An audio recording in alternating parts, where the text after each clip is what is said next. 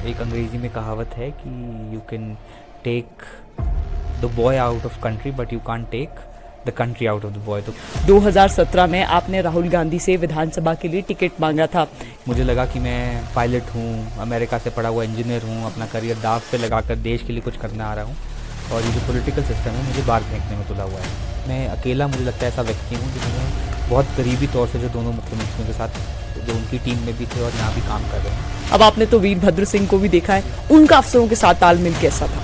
एक डर होता था ब्यूरोक्रेसी में। पॉलिटिकल सिस्टम में अगर मुख्यमंत्री की विल प्रिवेल ना करे तो वो पकड़ में मानता हूँ वो ढीली होगी। तो यहाँ पे सीएम बनने के बाद मुश्किल नहीं है, क्योंकि किसी को जोर से भी बोल दोगे तो उसकी नौकरी है, उसको तनख्वाह मिल रही है।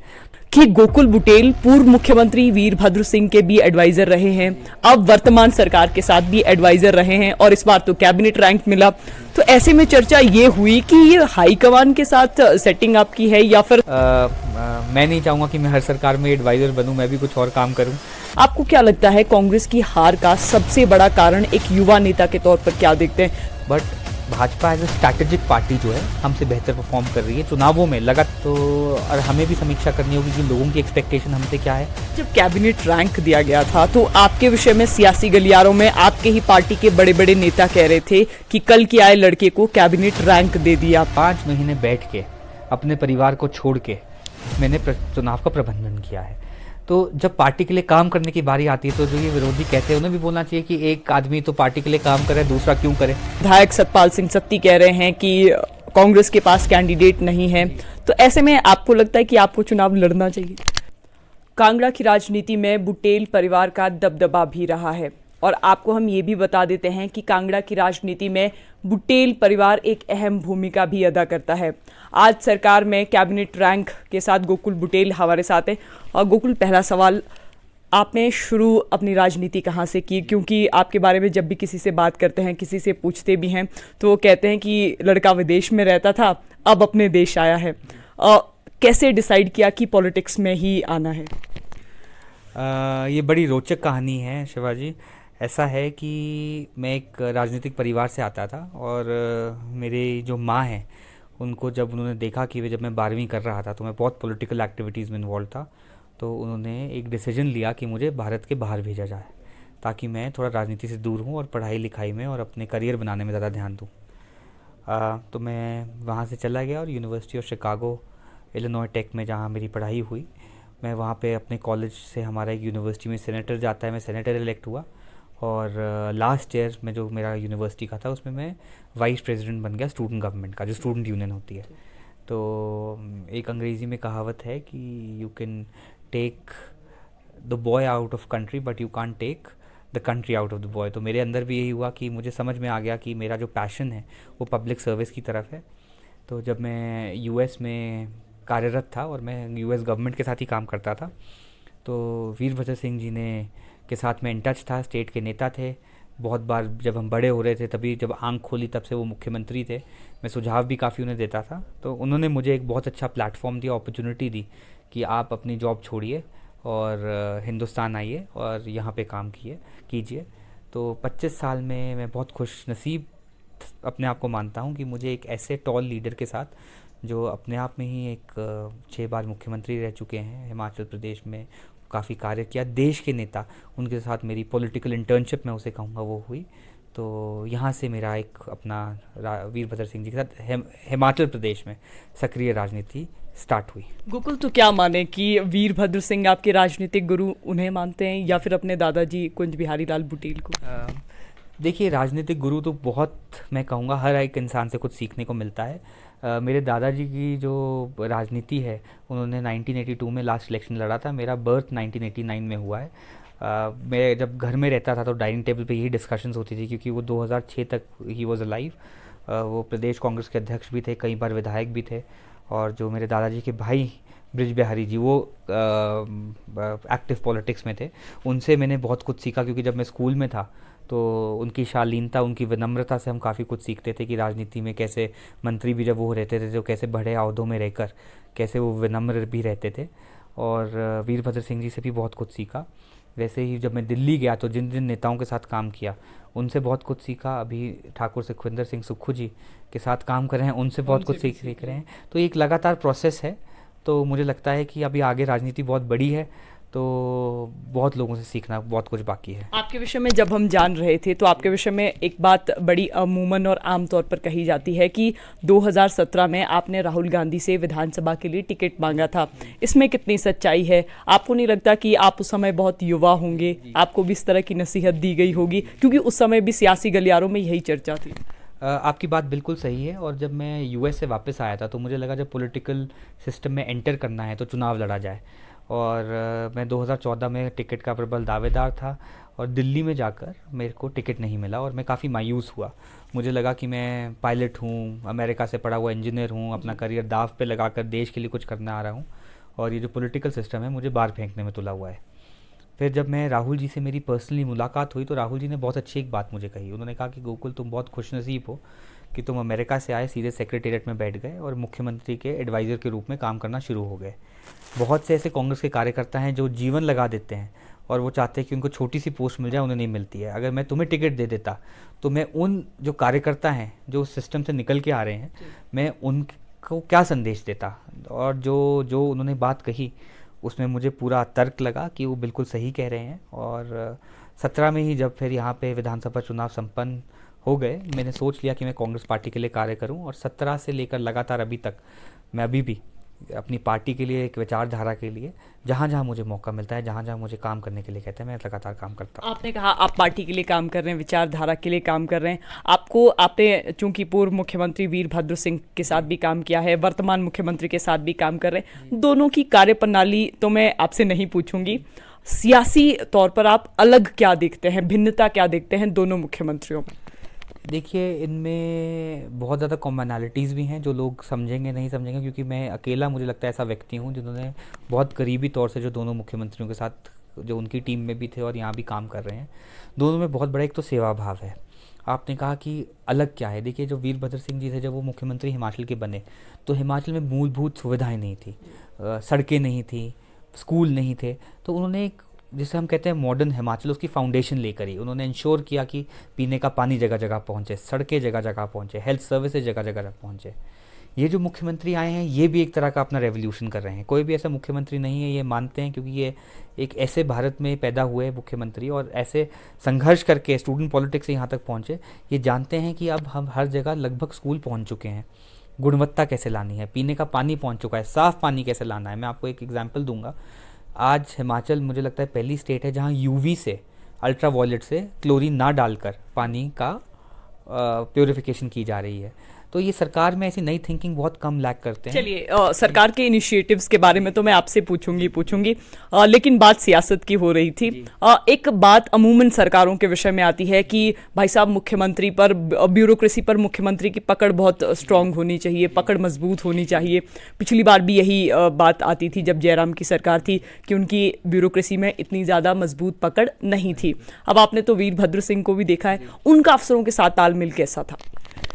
देखिए, वीरभद्र सिंह का बहुत, क्योंकि वो 6 बार के मुख्यमंत्री थे, अगर कोई पहली बार से दूसरी बार पंचायत का प्रधान भी बनता है तो उसमें और कॉन्फिडेंस आ जाता है काम करने के लिए।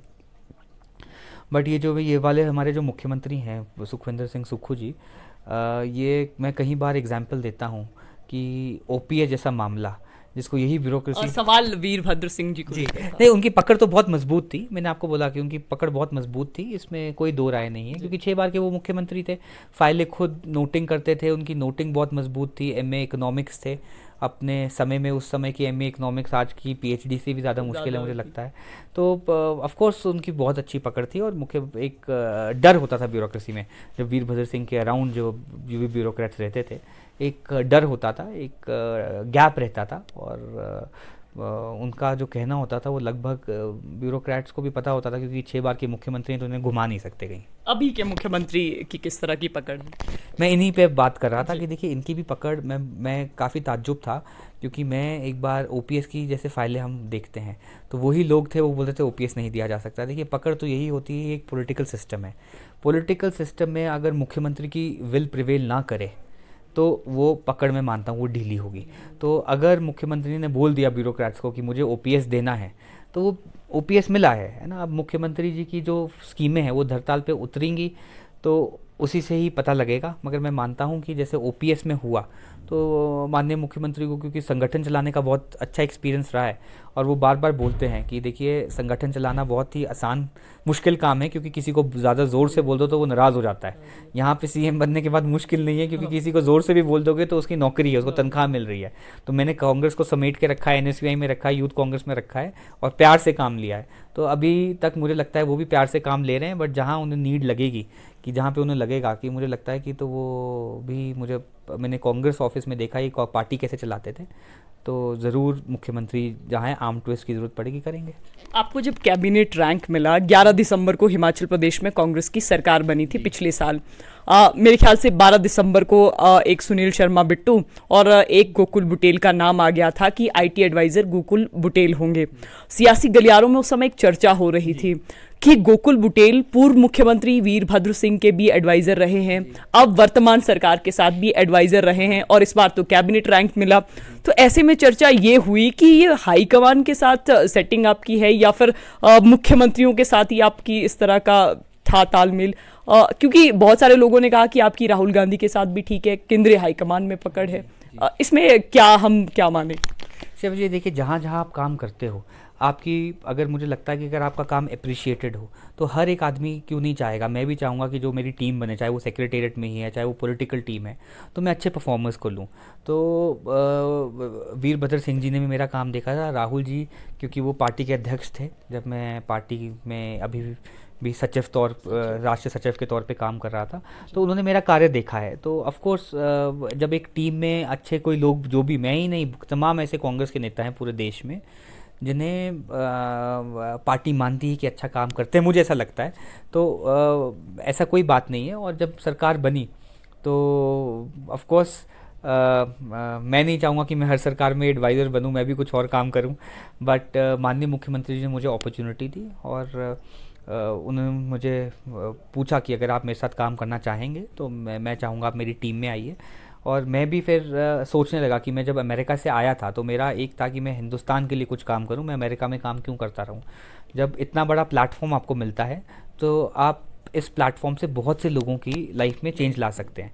तो आपका जो प्रश्न है कि मुझे नहीं लगता कि अगर आप ऐसा कोई गलत बात नहीं है कि आपको वीरभद्र सिंह जी भी पसंद करें या सुक्खू जी भी पसंद करें, हाईकमान भी पसंद करें, अगर आप काम करेंगे तो जाहिर सी बात है, और बिना किसी द्वेष की भावना से, और बिना किसी वेस्टेड इंटरेस्ट से, और बिना किसी की ईर्ष्या से काम करेंगे, तो मुझे लगता है कि काम करने का बहुत स्कोप है और अच्छा काम आप कर सकते हैं। आपने कहा कि आपने छत्तीसगढ़ के मुख्यमंत्री के साथ भी काम किया था, अलग अलग राज्यों में काम किया है, और अभी आपने देखा होगा कि 5 राज्यों में चुनाव हुए थे, चुनाव परिणाम भी आए थे।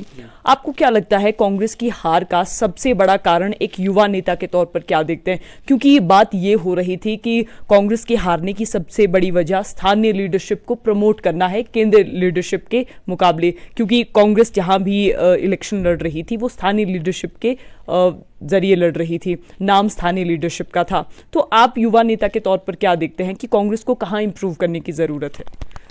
मैं मानता हूं कि जो इलेक्शन लड़ा जाना चाहिए, क्योंकि वो स्टेट का इलेक्शन है, तो स्थानीय लीडरशिप पे ही लड़ा जाना चाहिए। क्योंकि जब आपको काम पड़ेगा तो आप अपने विधायक के पास जाएंगे, अपने मुख्यमंत्री के पास जाएंगे, प्रधानमंत्री के पास जाना तो असंभव है।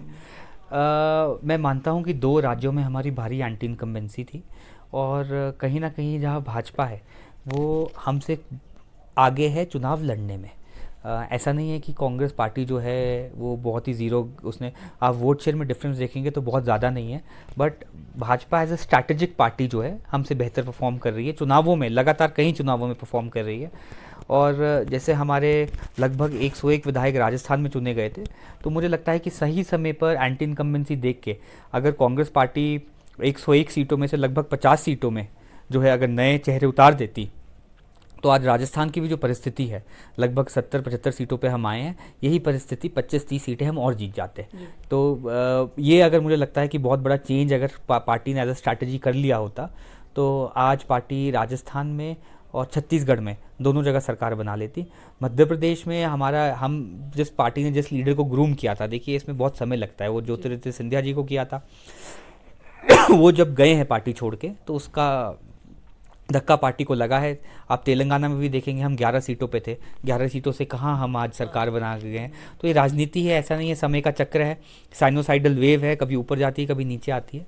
तो और हमें भी समीक्षा करनी होगी कि लोगों की एक्सपेक्टेशन हमसे क्या है, उसको रीथिंक करके मुझे लगता है कांग्रेस पार्टी और मजबूती से आगे बढ़ेगी। अब 2024 का साल बहुत इंपॉर्टेंट है, पूरे देश में लोकसभा के चुनाव होने हैं। ऐसे में हिमाचल प्रदेश के विषय में भी एक सवाल आ रहा है कि हिमाचल प्रदेश में अगर कांग्रेस की दी गारंटियों की बात करें, कांग्रेस ने कहा था कि प्रदेश में ओपीएस को लागू किया जाएगा, हालांकि किया भी, लेकिन कुछ एक अभी भी विभाग ऐसे हैं जहां पूरी तरह से लागू नहीं हो पाई है। अब एम्प्लॉयमेंट की दृष्टि से कांग्रेस ने कहा था कि 1 साल में 1 लाख लोगों को नौकरियां दी जाएंगी, और ऐसे में और भी गारंटियां दी गई थी जो कि अभी तक पूरी शायद नहीं हुई हैं। आपको नहीं लगता कि ऐसे में जब सरकार ने गारंटियां भी पूरी नहीं की हैं तो लोकसभा चुनाव का रास्ता भी सरकार के लिए टफ हो जाएगा? देखिए, जो गारंटीज़ दी गई हैं ये 5 साल के लिए दी गई हैं, ऐसी एक भी गारंटी नहीं है मेरे को तो, क्योंकि मैं चुनाव प्रबंधन देख रहा था तो 10 की 10 मेरे टिप्स पर हैं। ऐसी एक भी गारंटी नहीं है कि जिसकी तरफ कदम ना उठाए गए हों या कोई एक्शनेबल चीज़ें ना की गई हों। देखिए, आप एक घर का निर्माण करते हैं, उसी को बनाते बनाते 3-4 साल लग जाते हैं। ये तो एक सरकार में पूरे आपको देखना है पैसा कहाँ से आएगा, रिसोर्स मोबिलाइजेशन देखना है। ओपीएस की आपने बात करी, अधिकतर लोगों को देखिए ओपीएस की नोटिफिकेशंस हो गई हैं, लोगों के अकाउंट्स में पेंशन आ रही हैं। कई डिपार्टमेंट्स हैं वहाँ डिसीजन लिए जा रहे हैं जो सरकार की मतलब बोर्ड्स हैं, कॉरपोरेशंस हैं, कि उसमें ओपीएस, उसमें भी माननीय मुख्यमंत्री जी जो है एम्प्लॉयज़ के हित में ले रहे हैं फैसला। नौकरियाँ जो हैं आप देख रहे हैं कि पिछले कई दिनों से आप देख रहे हैं कि जो हमारा पब्लिक सर्विस कमीशन है वो इंटरव्यूज़ ही ले जा रहा है, ओवरवर्कड है।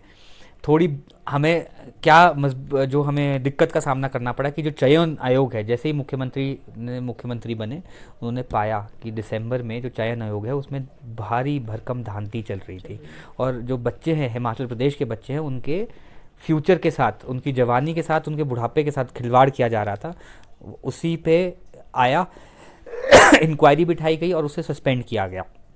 और मैं आपको बता दूं, अब ये जो नया चयन आयोग बन रहा है ये नेशनल में नहीं, इंटरनेशनल स्टैंडर्ड्स का, जहां बिल्कुल लूप होल्स बंद कर दिए गए हैं कि इसमें धांधली का स्कोप ही नहीं बच रहा है, ऐसा ये किया गया है।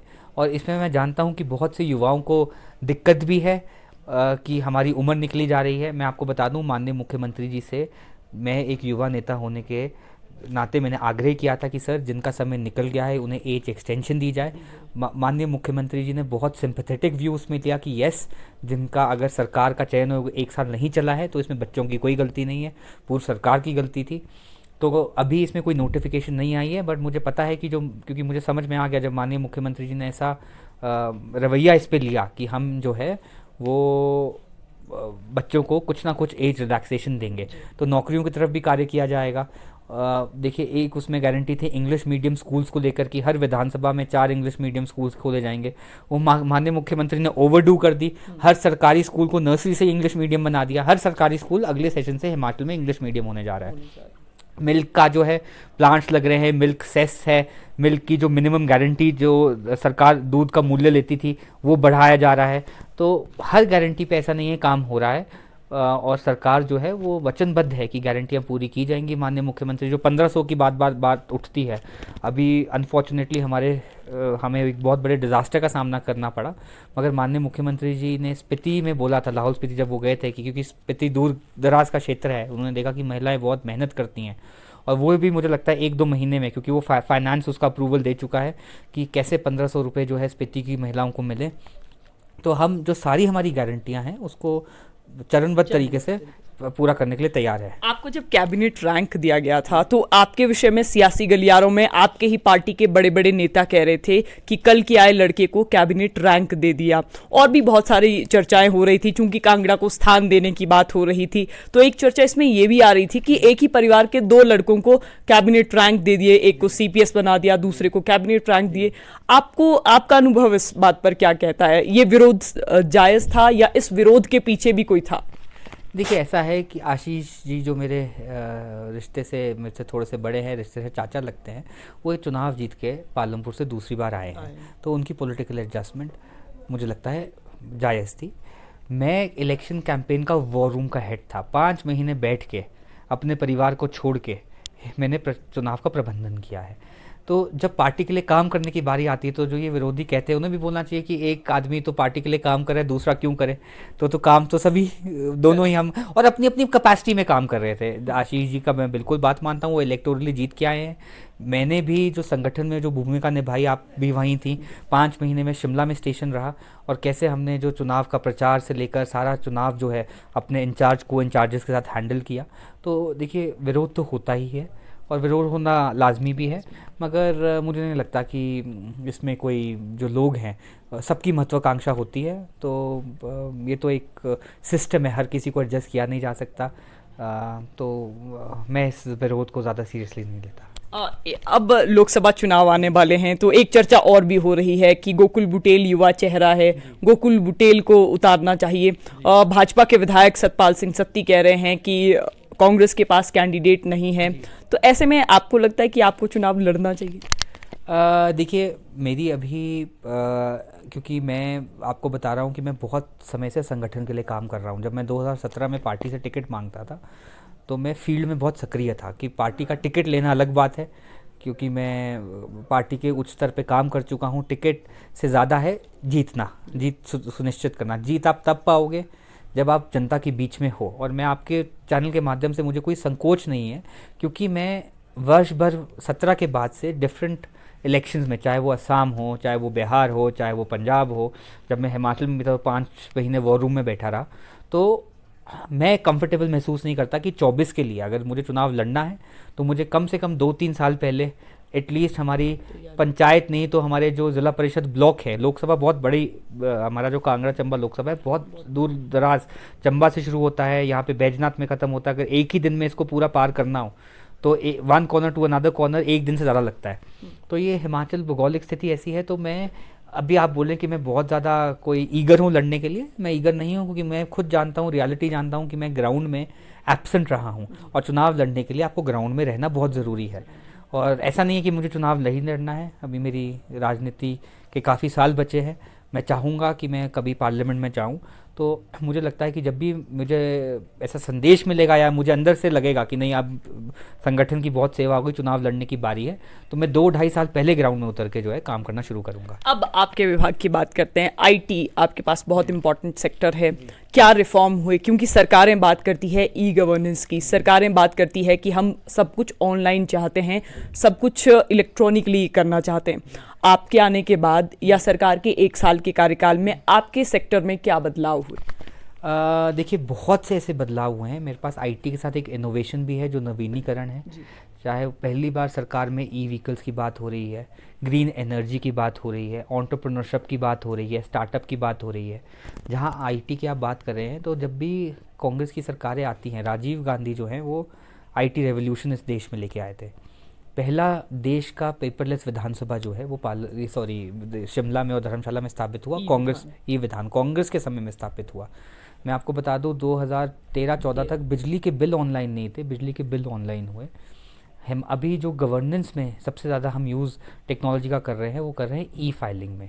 माननीय मुख्यमंत्री खुद इलेक्ट्रॉनिकली फाइल कर रहे हैं। हमारे जो शांडिल जी हैं, जो हमारे एक ओल्ड मिनिस्टर हैं in terms of his age, जोश से तो वो बहुत यंग हैं, बट वो ई फाइलें कर रहे हैं। तो ये बहुत बड़ी सरकार के लिए उपलब्धि है, इससे पारदर्शिता आती है। तो अब सेक्रेटेरिएट में बहुत ज़्यादा जो पेपरलेस सुविधा है इसको प्रमोट करने की बात हो रही है। हमारा जो स्टेट का है, स्टेट का नया डेटा सेंटर इस्टेब्लिश हो रहा है। कांगड़ा गग्गल में जो है हमारा आईटी पार्क स्थापित हो रहा है, जिससे युवाओं को रोज़गार मिलेगा। जो हमारे आईटीआईज़ है, इसमें एआई संबंधित, आर्टिफिशियल इंटेलिजेंस हो गया, बिग डेटा हो गया, इससे संबंधित कोर्सेज चलाए जा रहे हैं। हमें समझ में आ रहा है कि अगली जनरेशन की क्या नीड होगी। हमारे आईटीआईज़ जो हैं उनमें ड्रोन प्रशिक्षण के जो है पहली स्टेट है हमारे देश में जहाँ पे ड्रोन प्रशिक्षण जो है आईटीआई में डीजीसीए द्वारा जो अप्रूव्ड कोर्स है वो दिया जा रहा है। पिछले दिनों हमने जो है ड्राइवर्स लाइसेंस जो है लर्नर्स वो ऑनलाइन किया। आने वाले समय में भी इंटरनेशनल ड्राइवर्स लाइसेंस ऑनलाइन हो रहा है। माइनिंग की प्रक्रिया मैं आपके माध्यम से बताना चाहूँगा, ऑनलाइन होने वाली है। आवेदन सारे ऑनलाइन लिए जाएंगे। जो हमारी बाकी जो चीज़ें हैं, जितना हम ई गवर्नेंस में बढ़ावा दे सके, हम हर महीने सोचते हैं कैसी ऐसी 5 से 6 सर्विसेज हैं जो ऑनलाइन की जाए, और हम लगातार इस प्रयास कर रहे हैं कि लोगों को जो है ज़्यादा से ज़्यादा चीज़ें जो है क्लिक ऑफ अ बटन घर पे मिल जाए। आपका बहुत बहुत धन्यवाद। Thank you. सत्ता, सियासत और सियासी गलियारों की चर्चा में आज हमारे साथ गोकुल बुटेल थे। हम आपको गोकुल बुटेल का पहले ही परिचय दे चुके हैं कि हिमाचल प्रदेश की आईटी और इनोवेशन संभाल रहे हैं। तो फिलहाल संवाद भारत में अभी के लिए बस इतना ही। नमस्कार।